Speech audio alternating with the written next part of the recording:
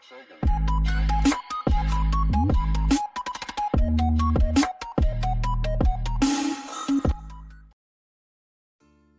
guys, it is Brisk here today, yet with another different kind of video. Now you may have heard about the World Beyblade Organization.com and heard about people hosting them and participating in many of them worldwide. So, you've ever asked yourself this question?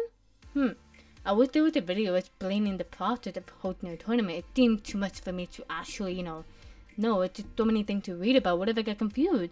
Oh no. Well, guess what? I'm here to save the day.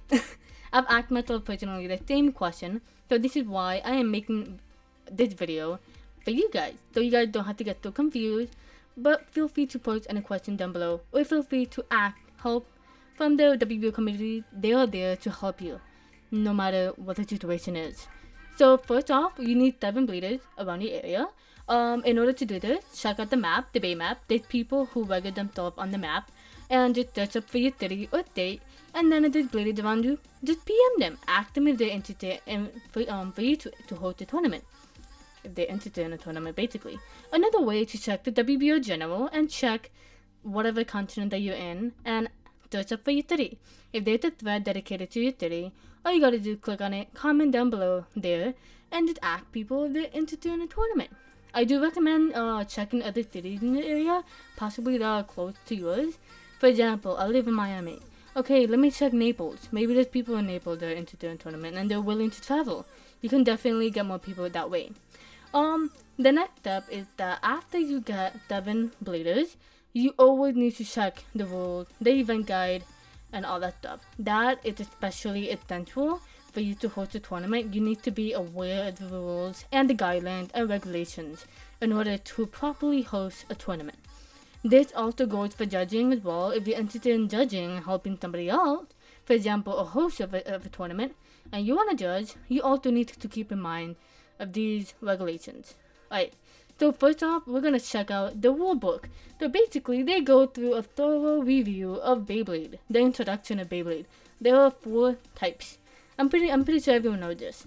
And then there's things about, for example, battles and other stuff, the penalty conditions, all that stuff. You just gotta read it. They also tell you the rules of shooting, if you're allowed to use certain parts, etc, etc. There's formats that you should keep in mind. The standard format, heavy metal system, plastic, 0G, limited, burst, and team format. You're willing to do any of them, but all you gotta do is read and understand. We also have the Beyblade matrix. These are legal and illegal combos for you to use, just for you to keep in mind which one's legal or not.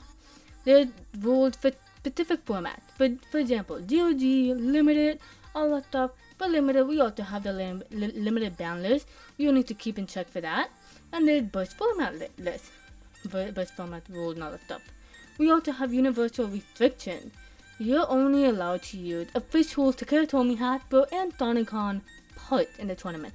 If you're not using those and you're using fake parts, the judge or host will make sure, and you're supposed to immediately replace those parts with official, legitimate parts.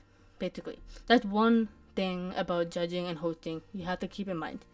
This is the event guide, I believe. These are tournament formats. These are formats that you need to keep in mind.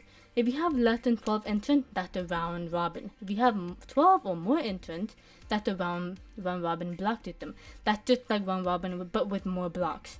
It's not hard at all. You just gotta do it. And we also have tie breaking, double elimination, all that stuff. So double elimination for more than 20 entrants. But in your case, if you only have 7, you're doing round robin. If you have 12 or more, that's round robin block system. Like that. So yeah, there's other formats. So for example, if you want to do team format, just read through that. There's 3, there's team captions. There's a lot of things in regards to that. If you want to use a specific format, please do read about it. There's also tournament brackets. I will go through that right now. So they ask you, why host to the tournament to the WBO? You can actually get bait points. You get ranked and you get virtual faces online. So technically, you get points for losing or winning against a bleeder, technically. And then there's things that you need to keep in mind when you're proposing an event, like name, date, venue, location, other stuff. And there's necessary conditions for you to know about. For example, you need to have at least 7 bladers, you need to have an official legal base stadium to use, and there's also WBO account. Just letting you know, people who participate in WBO tournaments, they need accounts in order to participate.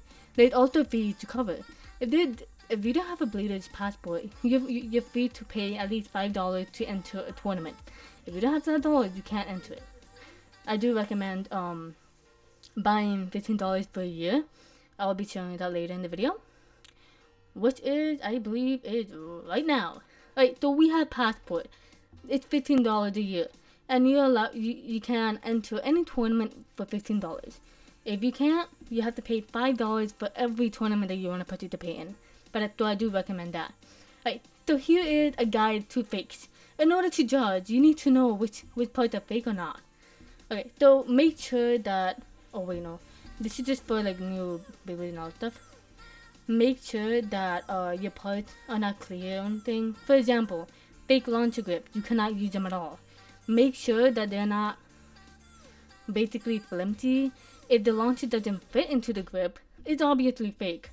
So just make sure, check for the company's name on the bay parts, and if it says anything other than the 3 companies that we're familiar with, which is the Tomy, Hasbro, Tonicon, then it is fake. Just keep in mind about that. You can definitely, check if it's fake or not. Sometimes different recolors, sometimes it's the density of the parts. For example, if it's way less or heavier, if the color of it completely off, there's a high possibility that it's fake. So we're gonna go through event proposal.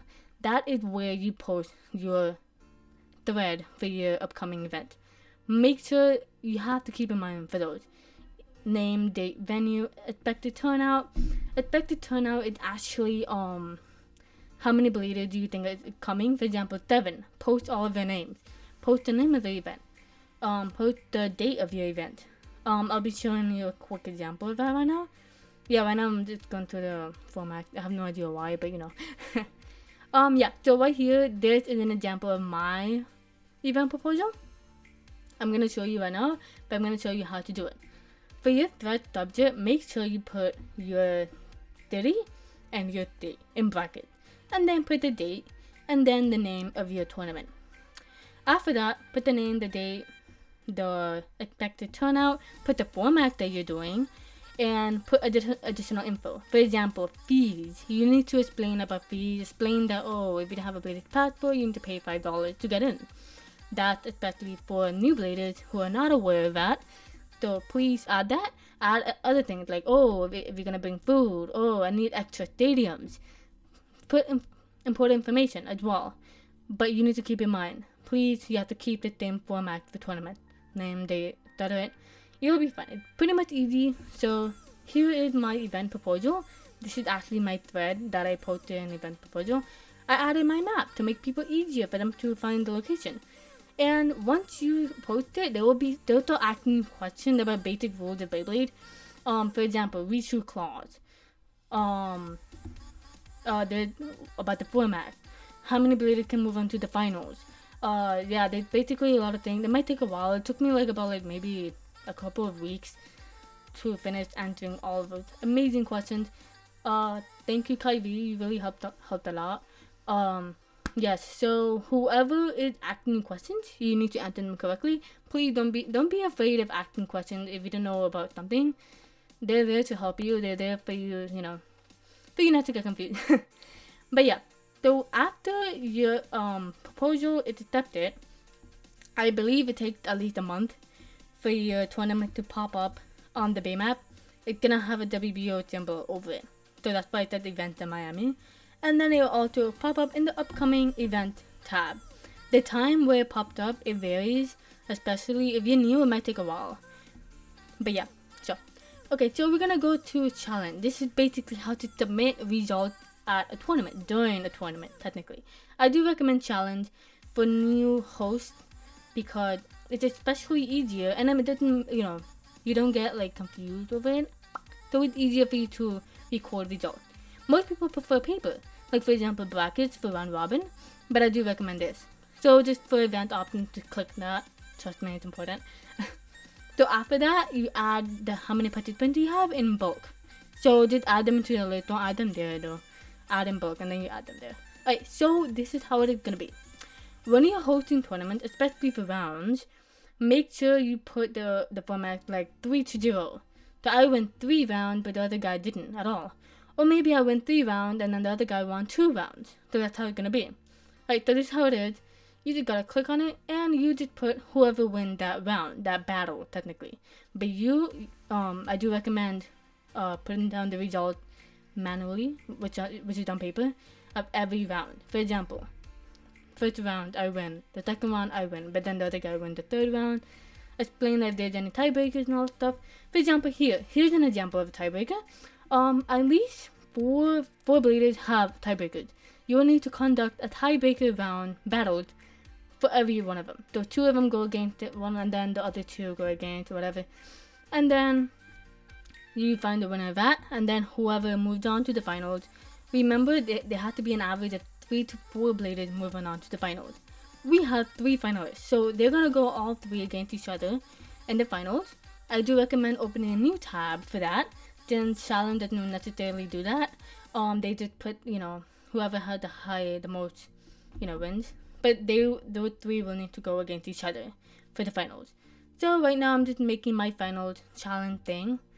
Yeah, to continue the same thing, but technically. And then, yeah, so it's not very hard. You just gotta. I do recommend doing a mock tournament kind of thing before doing the actual tournament. So yeah, just for you to practice. And then you just add them in bulk, the participants, and yeah, not hard at all. Put the 3 to 4 finalists, and then add. Why did my internet take so long? Oh wait, never mind. Book. yeah. And then after that, once you start the tournament, you have all of your results. Once you've done all the rounds, manually written them down, all the results on paper. Especially for posting results on paper. That's especially essential for the spreadsheets, which I'm gonna show you later. So now we have the 3 winners. So when you end the tournament, they're gonna tell you who's the supreme champion, the worthy, whatever it is, and then the last one. I have inspected the text. I changed it just to make it easier for you. That's how it's gonna be. And then after you found out the winners in the tournament, you pass out prizes if you have any. It's not, mandatory to give out prizes, but for me, for my first tournament, I am gonna do it anyway. So here's the spreadsheet. This is everything that you're gonna put after doing the tournament, right? So tournament results spreadsheet template. There's gonna be 4 slides. There's gonna be tournament information and participants. Here you have to add the list of your participants, everybody, including if they have a bladed passport or not, or if they paid the fee, and especially their email if they don't have an account. If they're making one on the same day of the tournament, you have to put their email, by the way. There's final score, there's winning combination combos. Make sure you get their combo, the one that they've used in the tournament. That's especially important. Please keep that in mind. Super important. I do recommend when you're doing rounds, just look at their combos and write them down and then continue with the battle. That's what I'm gonna do. What else? So here, you just put your name, put the country. I just put the example here. Put the total tournament players and who's the host. If you have more than one host, please put that in. Yeah. So here are all the results. These are every round, every battle that you've done. So there's 24 battles, I believe. Yeah, and then the block A, because block A is just 1 round, 1 block base technically, because there was round robin, and the last 3 are the finals. So here are the final scores, product, and phases to be awarded. Once you do that, you just put, for the final score, just put the total amount of wins and losses each blader has. For example, blader 5, all of them won, all of them had 6 wins, and then all of them also had 2 losses. Which is it's a coincidence. That's kind of weird and creepy, but yeah. So after that, you put credit earned. For example, if you're judging or you're hosting, you get like 1 more point, I believe, or 3. I'm not sure, but it will just pop out there. It explains. And then the faces that you've earned. For first place, you get gold. Second, silver, and third, you get bronze. So yeah, they point for participation. Yeah, whatever. Actually, just to let you know, people who have not won the top 3, they get a participation face. I believe, actually no, they don't. They did get bay points, but they don't get any faces. only the winner do. And then here, winning combinations. Make sure, once again, make sure you have their combos. Doesn't matter how many they are. So, yeah, so just put, for example, if I did 5 combos, put 5, that's it. All of them, the one that they've used. This is for Metal Fight. There's a specific slides for HMS, for GOG, etc. But for standard, you're doing this. You see it says it right there for Max Legend. It helps you out. Yeah. So you just gotta put the crystal, chrome, crystal wheel track, etc., and then the tournament name right there. Just follow the steps, technically. And then after that, yeah, so I think that's pretty much it. And then after that, you have to post your report of the tournament on the WBO. The WBO committee will, you know, help you through that other stuff. And then just explain the report on your thread, I believe it is. Or I think you have to make a separate thread. Doesn't matter. Either way, this is especially important. So guys, I really hope this video helped you. If you have any questions, please put them down below. It's pretty simple. All you gotta do is learn. So, yeah guys, thank you for watching.